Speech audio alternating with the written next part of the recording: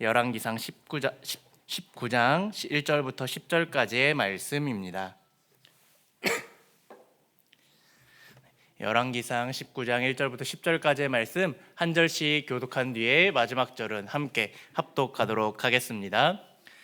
아합이 엘리야가 행한 모든 일과 그가 어떻게 모든 선지자를 칼로 죽였는지를 이세벨에게 말하니, 이세벨이 사신을 엘리야에게 보내어 이르되 내가 이맘때에 반드시 내 생명을 저 사람들 중 한 사람의 생명과 같게 하리라.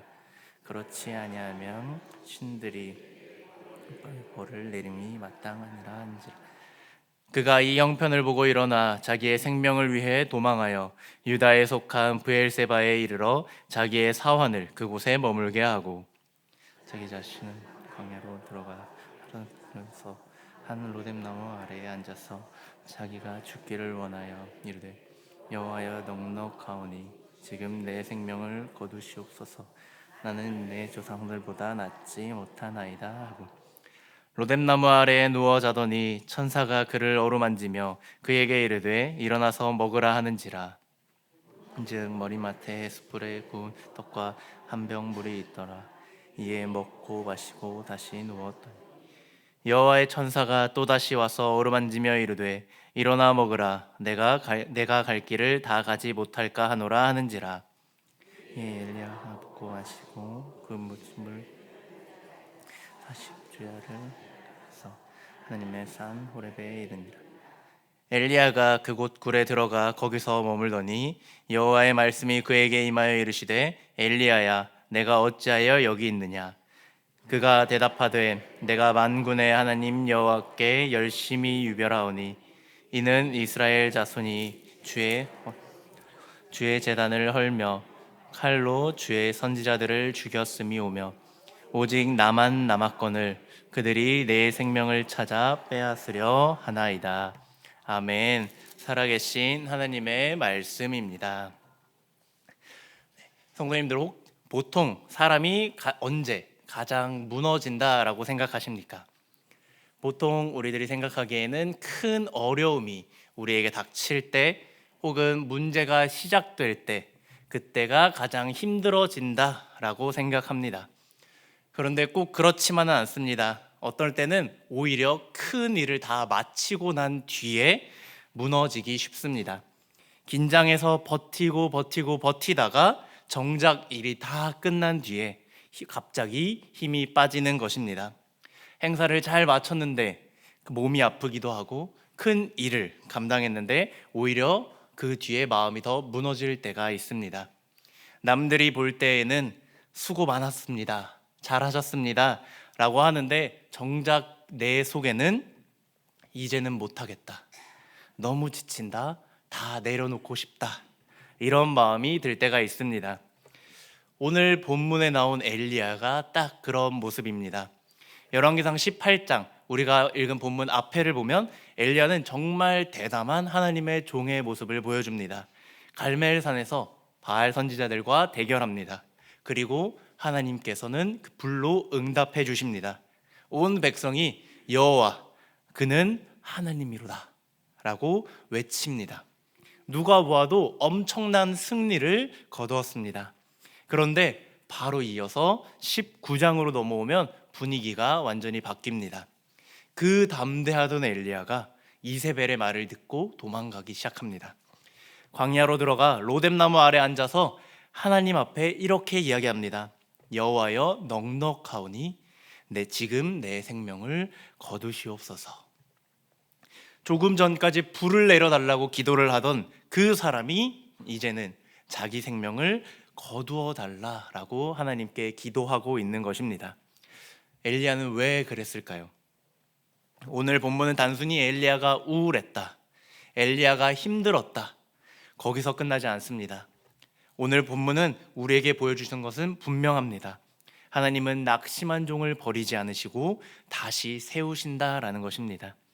오늘 이 말씀을 통해 하나님께서 낙심한 엘리야를 어떻게 다시 세우셨는지, 그리고 오늘 우리를 어떻게 다시 세우시는지를 함께 나누며 은혜 나누기를 원합니다.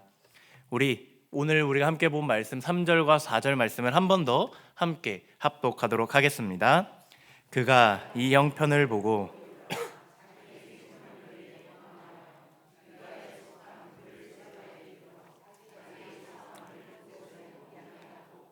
자기 자신은 광야로 들어가 하룻길쯤 가서 한 로뎀나무 아래에 앉아서 자기가 죽을 길을 원하여 이르되 여호와여 넉넉하오니 지금 내 생명을 거두시옵소서.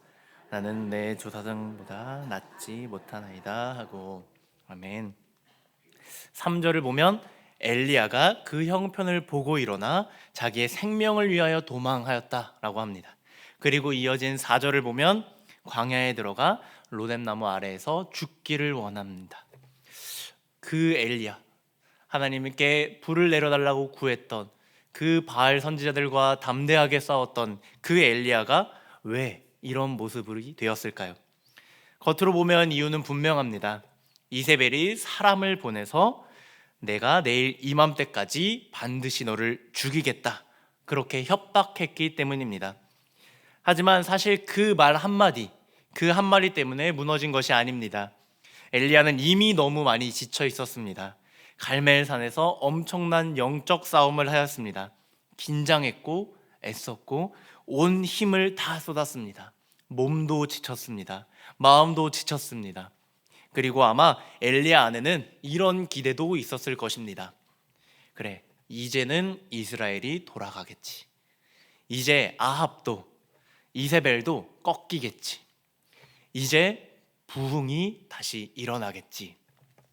그런데 현실을 달랐습니다. 아무 일도 일어나지 않았습니다. 오히려 위협은 더 거세진 것처럼 엘리야는 느껴졌습니다. 그때 엘리야의 마음속에 내가 이렇게까지 했는데도 달라지는 것이 하나도 없구나, 다 끝난 것 같구나 라는 마음이 확 밀려왔던 것입니다.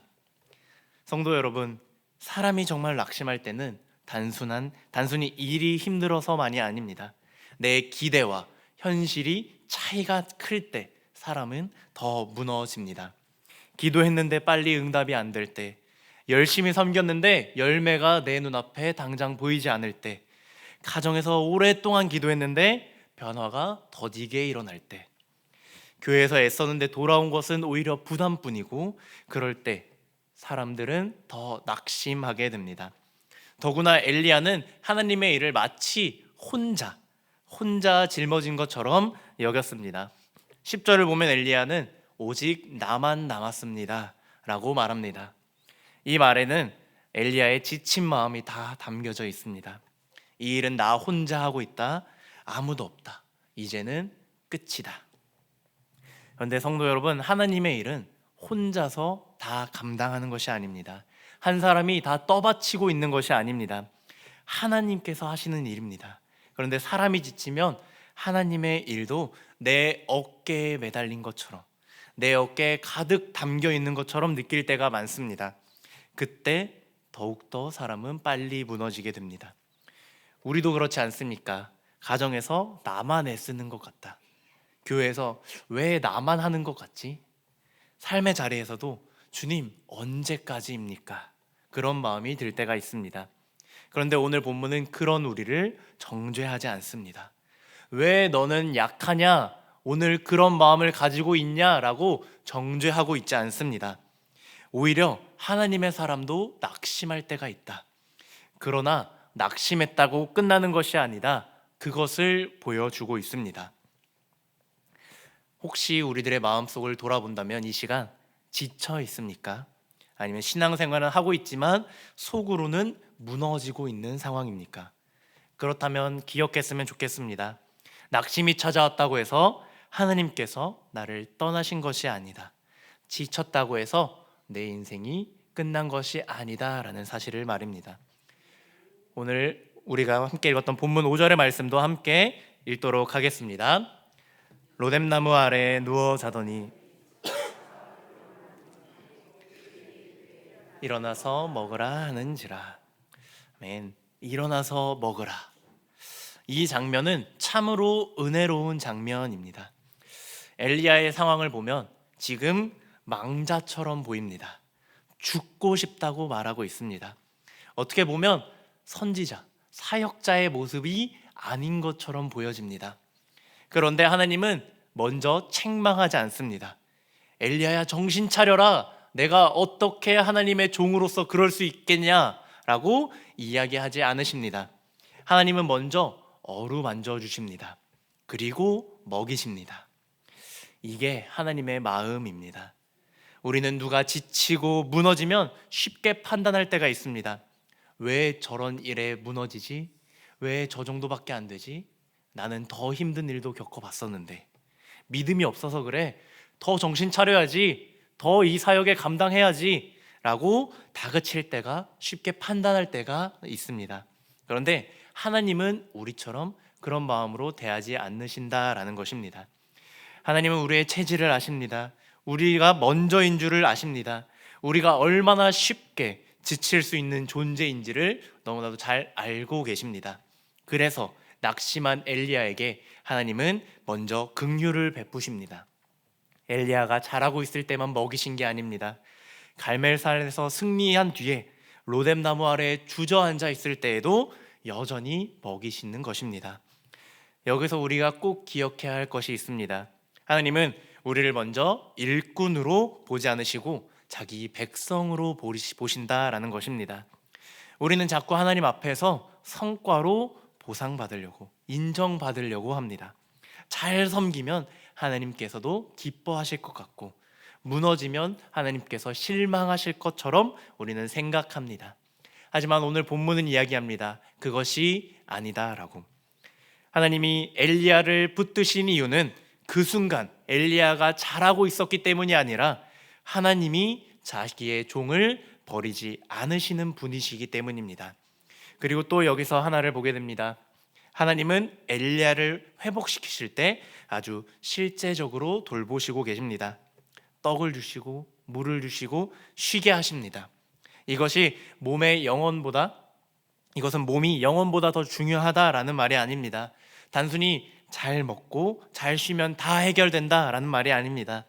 그 뜻이 아니라 하나님이 우리의 연약함 전체를 다 아신다라는 것입니다. 하나님은 몸과 영혼이 함께 있는 우리를 아십니다. 지친 몸도 아십니다. 무너진 마음도 아시고 떨어진 기력도 다 아시고 놀란 마음도 다 아신다라는 것입니다. 그래서 어떤 때는 하나님께서 우리에게 먼저 더 열심히 해라가 아니라 내가 너를 붙들고 있다라는 그 은혜를 경험하게 하십니다. 사랑하는 성도 여러분, 혹시 많이 지쳐 있습니까? 이 말씀과 이 시간을 기억하시길 바랍니다. 하나님은 지친 성도를 위해 정죄보다 긍휼을 먼저 베푸시는 분이라는 걸 기억하시길 바랍니다. 그래서 우리도 낙심한 사람을 대할 때 정죄보다 긍휼이 먼저 있어야 합니다. 가정에서도 그렇고 교회에서도 마찬가지입니다.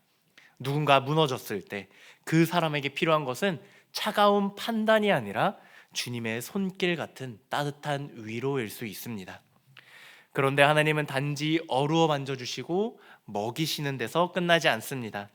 하나님은 엘리야를 호렙산으로 이끄시고 거기서 말씀으로 다시 세우십니다. 하나님께서 엘리야에게 물으십니다. 엘리야야, 내가 어찌하여 여기에 있느냐라고. 하나님이 엘리야가 어디 있는지 몰라서 여쭙는 것이 물으시는 질문이 아닙니다. 엘리야의 상태를 드러나게 하시는 것입니다. 그때 엘리야가 무엇이라고 하나님께 대답합니까? 내가 여호와를 위하여 열심히 유별하였거늘, 오직 나만 남았거늘, 이렇게 이야기합니다. 이 말 속에 엘리야의 낙심이 가득 그대로 다 담겨 있습니다. 나는 열심히 했다. 그런데 아무도 남은 사람이 없다. 오직 나만 남아서 하나님의 일을 하고 있다. 그러니 나도 지쳤으니 이제 끝입니다. 라는. 우리가 낙심하게 된다면, 우리의 마음이 무너지는 상황이라면 우리들은 시야가 좁아지기 마련입니다. 문제만 보이기 마련입니다. 자기 자신만 보이기 마련입니다. 그런데 하나님이 하시는 그 일은 그렇지가 않습니다. 엘리야는 지금 자기 자신만 보이는 상황인 것입니다. 그런데 하나님께서는 그 자기 자신만 바라보고 있는 그 엘리야를, 문제만 바라보고 있는 그 엘리야를 가만두지 않으십니다. 그대로 두지 않으십니다. 말씀으로 교정하십니다. 많은 분들이 이 본문을 읽을 때 세미한 소리, 제일 유명한 단어인 이 세미한 소리에 집중하거나 이 단어만 기억하곤 합니다. 그리고 하나님은 크고 강한 방식보다 작고 조용한 음성으로 일하신다라고 이해하기도 합니다. 물론 그렇게 적용할 수 있습니다. 하지만 본문의 핵심은 단순히 조용한 분위기 자체가 아닙니다. 핵심은 하나님이 자기 종을 말씀으로 다시 세우신다라는 것입니다. 엘리야는 갈멜산에서 불이 내리는 역사를 경험했습니다. 그래서 아마 하나님께서 언제나 그렇게 크고 강하게만 일하셔야 한다라고 엘리야는 생각했을 수도 있습니다. 그런데 하나님은 보여주십니다. 내가 기대하는 방식으로만 일하는 것이 아니다. 내가 하는 그 모든 것을 다 보고 있는 것이 아니다. 내 일은 여전히 너가 알지 못하지만 진행되고 있다라는 걸. 그리고 하나님은 엘리야가 알지 못하는 사실을 말씀하십니다. 바알에게 무릎 꿇지 않은 7,000명이 있다라는 사실입니다. 엘리야는 나만 남았습니다 라고 10절에서 고백했습니다. 그러나 하나님은 그 엘리야의 고백에 아니다, 내가 남겨둔 자가 있다, 그렇게 말씀하시고 계십니다. 성도 여러분, 이 사실이 너무나도 참 중요한 것 같습니다. 낙심한 사람에게 필요한 것은 그저 감정이 조금 풀리는 그러한 정도가 아닙니다. 하나님의 말씀으로 다시 사로잡혀야 되는 것입니다. 바로 기준을 세워야 하는 것입니다. 우리는 낙심하면 엘리야처럼 생각하기 쉽습니다. 하나님, 나만 남았습니다. 일하는 사람 아무도 없이 나 혼자 열심히 일했고 그 결과 나 혼자 남아있고 그 나도 지쳐 있습니다. 그런데 하나님은 엘리야에게 말했듯 우리에게도 이야기를 하십니다. 아직 끝나지 않았다. 내가 일하고 있다. 너는 그 전부를, 나의 일의 전부를 알지 못한다, 보고 있지 못하다. 내가 끝까지 내 백성을 지키고 있다라고. 그래서 낙심 가운데 있을 때 우리에게 정말 필요한 것은 말씀에서 멀어지는 것이 아니라 오히려 말씀 앞으로 한 발 한 발 더 나아가는 것입니다. 기도가 안 될 때에도, 하나님이 내 기도에 응답하지 않은 것처럼 보일 때에도 말씀 앞으로 나아가야 합니다. 내 마음이 무너져 가고 있을 그 순간에도 하나님의 말씀 앞으로 나아가 예배의 자리를 지켜야 합니다. 내 생각이 너무 커질 때 하나님의 말씀이 내 생각을 다시 교정해야 하는 것입니다. 하나님은 낙심한 종을 먹이시고 쉬게 하실 뿐 아니라 결국 말씀으로 다시 세우십니다. 오늘 본문을 보면 엘리야는 정말 많이 흔들렸습니다. 도망갔습니다. 주저앉았습니다. 죽고 싶다고 말했습니다. 그런데 하나님은 그런 엘리야를 버리지 않으셨습니다. 그런 엘리야에게 찾아오셨고 먹이셨습니다. 쉬게 하셨습니다. 말씀하셨습니다. 그리고 무너졌던 그 엘리야를 다시 세우셨습니다. 이게 하나님의 신실하심입니다. 우리는 쉽게 포기합니다. 다른 사람도 포기하고 내 자신도 포기하고 때로는 믿음의 자리마저도 포기합니다. 그런데 하나님은 그런 자기 백성을 포기하지 않으십니다. 우리의 신앙은 내가 하나님을 꼭 붙드는 힘으로 유지되는 것이 아닙니다. 궁극적으로는 하나님께서 나를 붙들고 계시기에, 나를 꽉 붙잡고 계시기에 유지되는 것입니다. 그래서 성도는 넘어질 수 있습니다. 넘어지더라도 완전히 버림받지 않습니다. 낙심할 수 있습니다. 하지만 낙심할 수 있어도 주님의 손에서 끊어지지 않습니다. 왜 그렇습니까? 우리를 붙드시는 분이 하나님이시기 때문입니다. 그리고 이 사실은 궁극적으로 예수 그리스도 안에서 가장 분명하게 드러납니다. 엘리야는 로뎀나무 아래에서 이제 그만입니다 라고 말했습니다. 하지만 예수님은 끝까지 아버지의 뜻에 순종했습니다. 엘리야가 천사가 가져다 준 떡을 먹고 힘을 얻었습니다. 그러나 예수님은 친히 생명의 떡이 되셔서 우리에게 참된 생명을 주셨습니다. 엘리야는 나만 남았습니다라고 말했지만 예수님은 십자가에서 홀로 고난 당하심으로 우리로 하여금 하나님께 버림받지 않게 하셨습니다. 그러므로 사랑하는 성도 여러분, 우리의 소망은 내가 얼마나 잘 버티느냐에 있지 않습니다. 나를 위해 십자가 지신 예수 그리스도께 있는 것입니다. 내 마음은 흔들릴 수 있어도 그리스도의 구원은 흔들리지 않습니다. 내 감정은 내려갈 수 있어도 하나님의 언약은 무너지지 않습니다. 그래서 우리는 다시 일어설 수 있는 것입니다. 사랑하는 성도 여러분, 혹시 오늘 이 자리에서 엘리야처럼 지쳐 있는 분이 있으십니까? 겉으로는 괜찮아 보여도 속으로는 이제 힘듭니다, 하나님. 이제 지쳤습니다, 하나님. 이제는 더 못하겠습니다, 하나님. 그렇게 말씀하고 싶으신 분이 있습니까? 그런 우리들에게 오늘 하나님께서는 말씀하십니다. 나는 너를 버리지 않는단다. 내가 너를 너무나도 잘 알고 있고 내가 너를 돌보고 있다. 내가 너를 먹이고 있고 내가 너에게 말한다. 그리고 너를 다시 세운다라고. 그러니 성도 여러분, 낙심보다 하나님을 더 크게 보시길 바랍니다. 현실보다 하나님의 주권을 더 크게 보시길 바랍니다. 내 기대가 무너졌다고 해서 하나님의 계획까지 무너진 게 아니다라는 사실을 기억하시길 바랍니다. 내가 다 볼 수 없다 해도 내 시야 안에 들어온 게 다라고 생각하지 않으셨으면 좋겠습니다. 내 시선 밖에서도, 내가 볼 수 있는 것 밖에서도 여전히 일하시는 하나님의 그 신실하심을 기억하시길 바랍니다. 엘리야는 끝났다라고 생각했지만 끝이 아니었습니다. 혼자라고 생각했지만 혼자가 아니었습니다. 버려졌다고 느껴질지 모르지만 결코 버려지지 않았습니다. 우리도 그렇습니다. 그러므로 오늘 이 예배 자리에서 다시 하나님께 나아오시길 바랍니다.